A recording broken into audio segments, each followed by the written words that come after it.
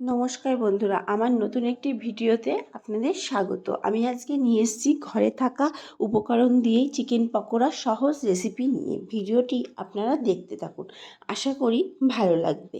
আমি এখানে পরিষ্কার মতো চিকেন নিয়ে নিয়েছি, তার মধ্যে স্বাদ মতো নুন এবং হলুদ দিয়ে দিলাম এবং দিয়েছি 3 চামচ মতো আদা, রসুন এবং লঙ্কা বাটার পেস্ট। এবার সবগুলোকে একসাথে মাখিয়ে নেব।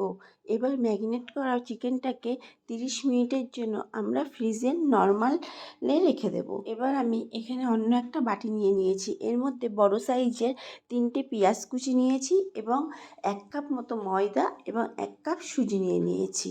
তার মধ্যে দিয়ে দিয়েছি 1 চামচ মতো জিরের গুঁড়ো এবং 1 চামচ মতো লঙ্কা গুঁড়ো আর 1 চামচ মতো ধনে গুঁড়ো, আর দিয়েছি এখানে অর্ধেক লেবুর রস, আর 1 চামচ মতো লবণ দিয়ে দিয়েছি আর 1 চামচ মতো হলুদ দিয়ে দিয়েছি। এবার আমি এখানে সব কিছু একসাথে মাখিয়ে নিচ্ছি। আমি এখানে কোনো প্রকার জল ব্যবহার করিনি।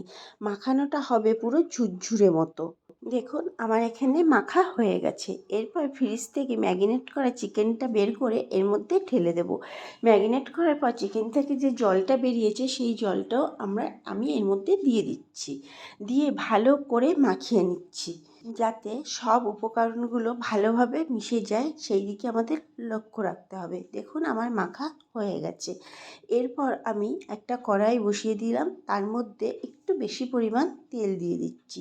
আমি এখানে সাদা তেল ইউজ করেছি। তারপরে ছোট ছোট চিকেনের টুকরোগুলোকে গোল গোল করে আমি তেলের মধ্যে দিয়ে দিচ্ছি। যখন ভাজবো পকোড়াগুলো তখন গ্যাসের ফ্লেমটা একটু লো ফ্লেমে ভাজবো। এরপর ভাজা হয়ে গেলে অন্য একটা প্লেটে তুলে নিচ্ছি। আমি এখানে এরকম লাল লাল করে ভেজে নিয়েছি। একটু কড়া করে ভাজলে এই পকোড়াগুলো খেতে ভালো লাগে। এইভাবে আমি সব পকোড়াগুলোকে ভেজে নিয়েছি।